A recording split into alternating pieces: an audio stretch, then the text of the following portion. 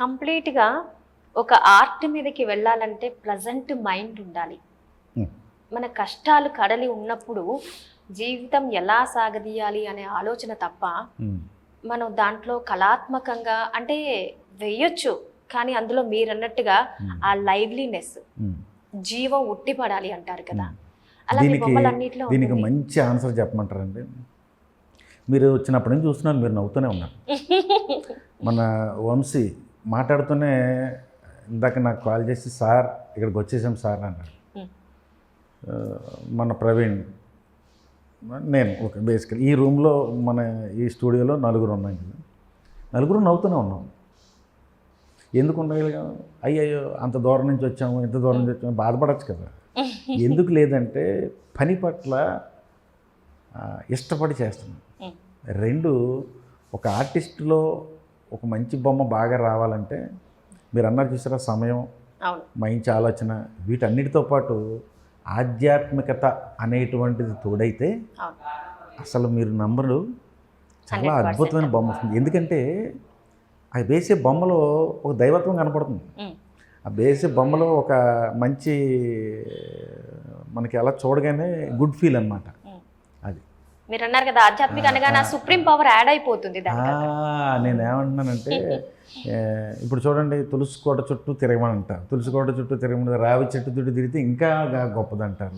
So ఇవన్నీ మనకి having will and wish అండి. చెప్తున్నాను కదా, ఎవరి కోసం బొమ్మ వేయడం వేరు, మన కోసం మనం బొమ్మ వేయడం వేరు. నేనైతే అలాగే చేసుకొచ్చా. నేను ఏనాడు ఏ సిచ్యువేషన్, నాకున్న ఇదేంటంటే ప్రతి సిచ్యువేషన్కి ఒక బొమ్మ వేస్తాను.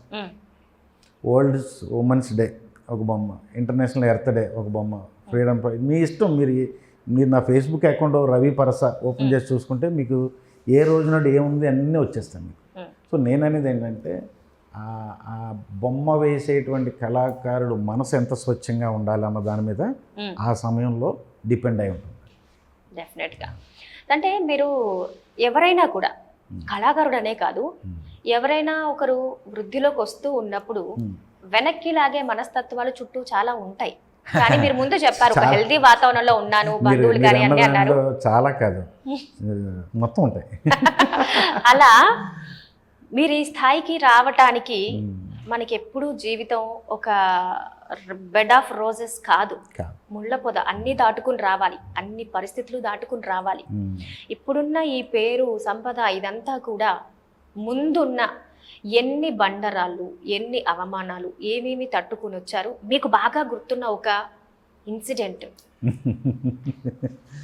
అంటే ఇప్పుడు మళ్ళీ అవన్నీ నొప్పించడాలు ఇదంతా కాదు. ఎందుకంటే ఒక ఎక్స్పీరియన్స్ ప్రతి ఒక్కరికి. ఎందుకు మస్ట్గా అడిగానంటే మనం తలుచుకోవడం కాదు, ఇప్పుడున్న యువత చాలా చిన్న చిన్న విషయాలకే బాధపడి సూసైడ్ వరకు వెళ్ళడం లాంటివి జరుగుతున్నాయి.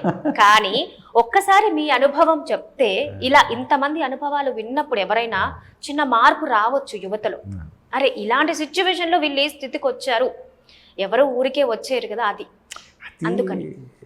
యాక్చువల్గా మేబీ మీరు అన్నట్టుగా కమింగ్ జనరేషన్కి ఇప్పుడు నేను చెప్పబోయేది ఒక ఇది అయి ఉండొచ్చు.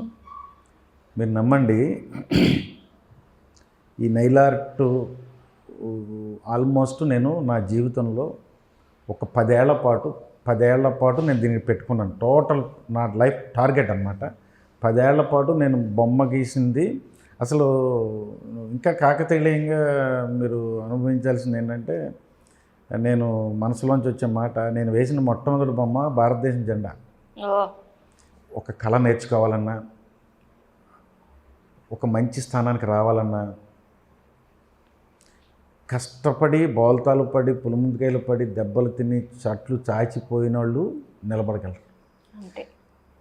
స్పూన్ ఫీడింగ్తో ఉన్నటువంటి ఏది కూడా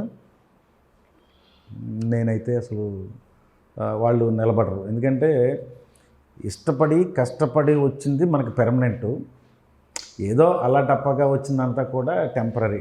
టుంగిరి అంటారు మన గోదావరి భాషలో, టుంగిరి. ఓకే, ఇక్కడ నేను మీకు ఈ పిల్లలకి నేను చెప్పొచ్చేది ఏంటంటే,